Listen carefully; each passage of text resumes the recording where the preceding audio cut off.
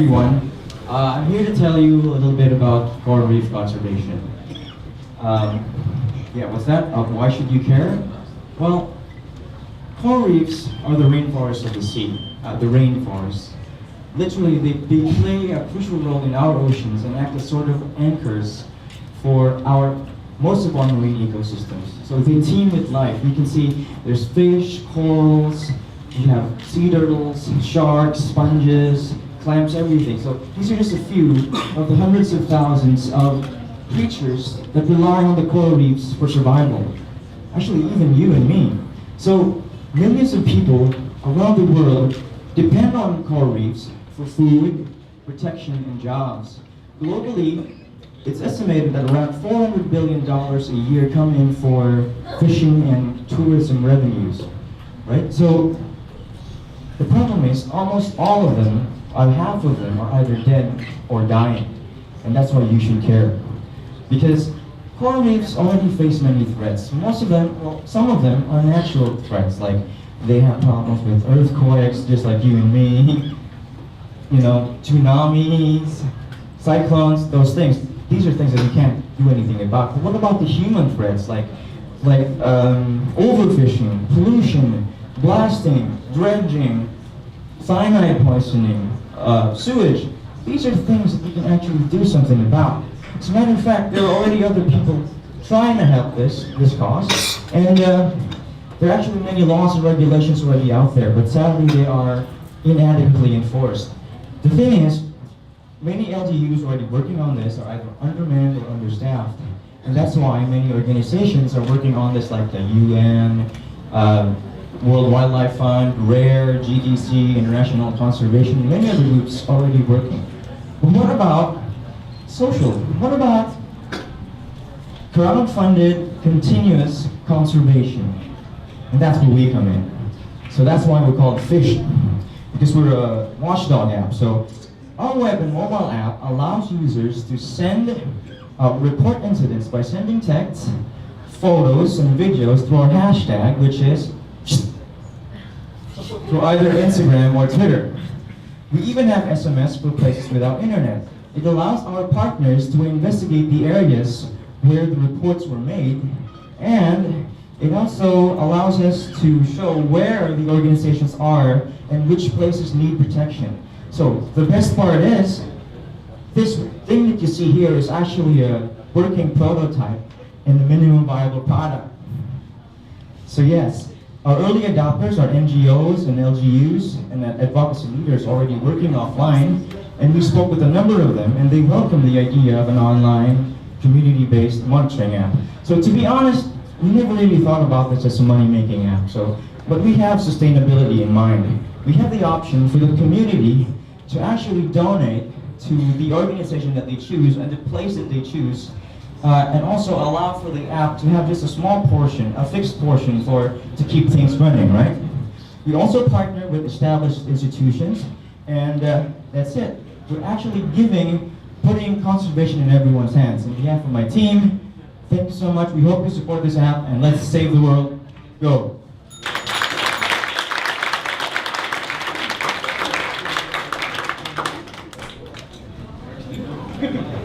Okay, so it's time for the journalists to question the fish group.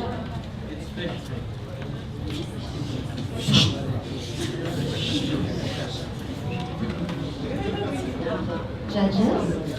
So it seems like you have design and your technical and back-end there. Right? So what you're using, is it Shahidi or Google Maps on your back-end? It's Google Maps, yeah. Okay, and in terms of your market then, how you said you didn't really think about how you would make money. How large is the community you're serving? The market is actually pretty large. We're envisioning it as right now in the Philippines, right? But this can actually be used for not just coral reef conservation, right? It's actually, we're building here what it is a scalable platform for continuous conservation. It means if you have Kickstarter, they all have one-off projects where, hey, please fund me, and then it's done. But conservation is a very ongoing thing. So this platform actually allows people to keep on donating, and also see what their donation is doing. It's basically a whole dashboard of what all of the organizations are doing in an area and seeing where their money is going. So it's basically a transparency thing, and that's what we're planning now.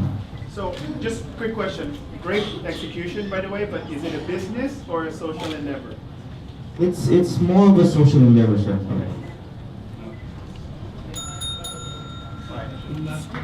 First of all, great job, both personalizing the problem and really making us feel it, and also sizing up. Is this working? No. It's working.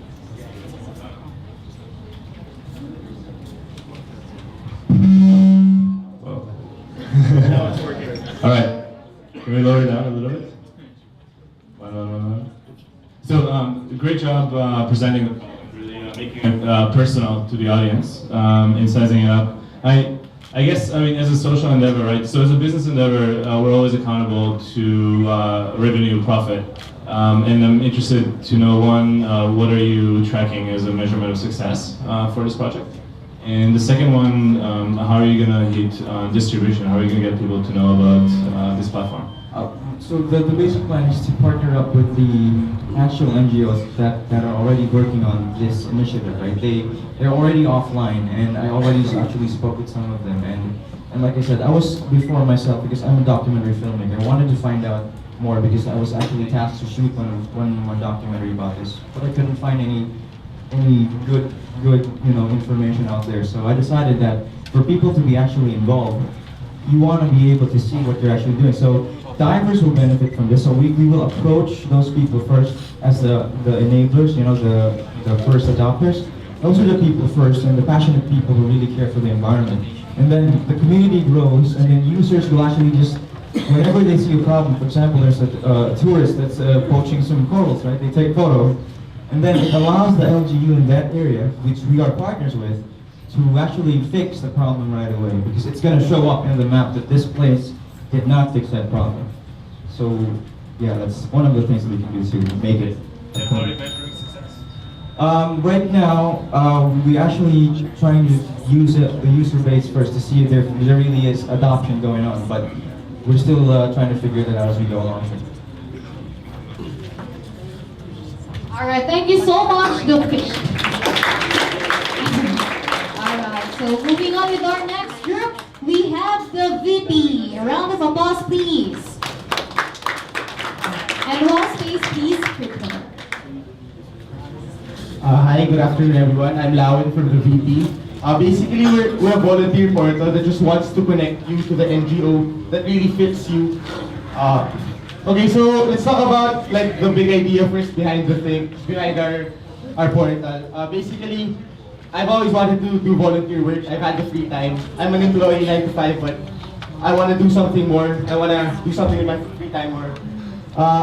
Based on our research, we found out that there are a lot of people also who are interested in volunteering, but they don't actually know where to begin, where to start looking, how to volunteer, who to contact or whatever.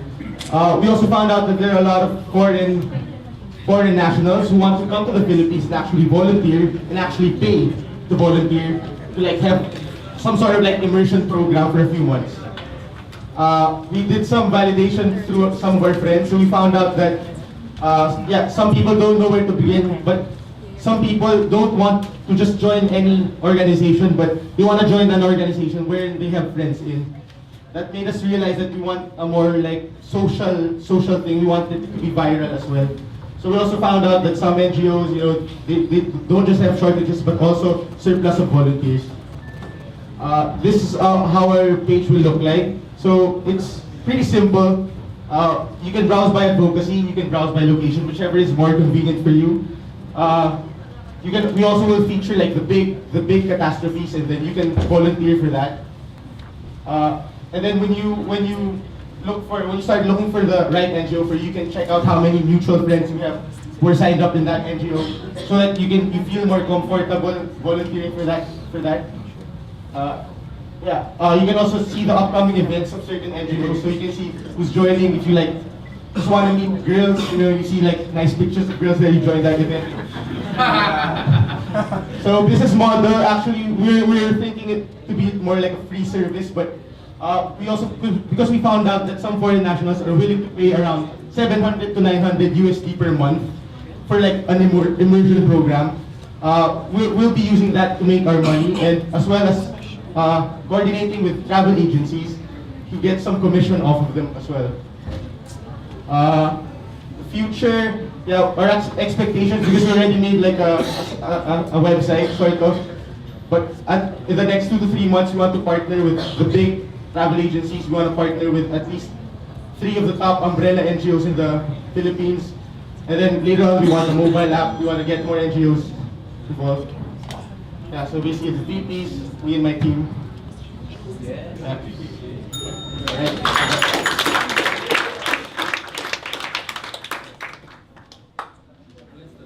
Right. I just want to comment. You're talking about NGOs and you put Napoleon's picture in front of it. So because it's what people.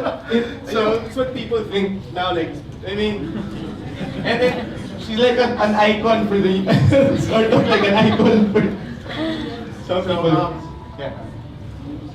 Question is, where did you validate the expectation that a foreign NGO participants are willing to pay $700 a month? We did a lot of research, and there are a lot of like websites like Go Abroad, Volunteer Asia, etc. that offer these kinds of packages to people from first world countries who they don't want the typical travel package. They want something more fruitful for them, because in their country, I don't think they experience what it's really like to be in a third world country. Yes. Do you have an idea of the size of a market you would serve? Like how many? Oh yeah, I presented it earlier. It's for the foreign nationals. We're like top 20 of the most searched country when it comes to like volunteering, paid volunteering. So that's around 5,000 per month. India is the number one. They get like 16,000 per month. So it's a growing industry actually, volunteerism.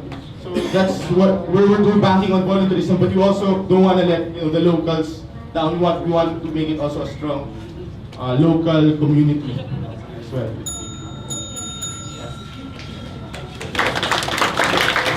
Alright, there you have it, the VP. Now we're next to our next group, the Wow Space. A round of applause, please. And guest listeners, please prepare.